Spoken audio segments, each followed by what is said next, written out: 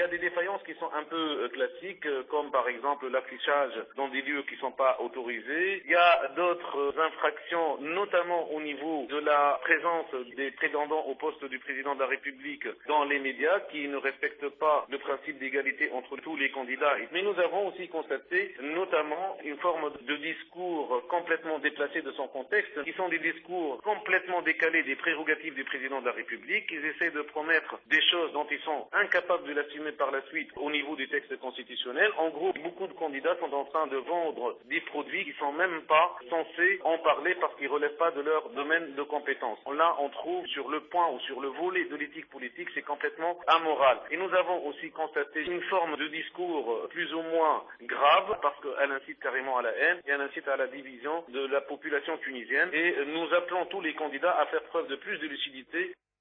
Ce que nous avons remarqué, entre le discours verbal et le discours écrit, notamment ce qui concerne les programmes, il y a des fois carrément une contradiction. Dans l'écrit, on trouve que ça tient, mais dans le verbal, dans l'oral, beaucoup de candidats dérapent et on pense même pour certains cas que ce dérapage est volontaire, juste pour adopter un discours populiste qui n'a rien à voir avec les prérogatives du président de la République ou un discours populiste pour accroître ses chances sur des principes complètement antidémocratiques.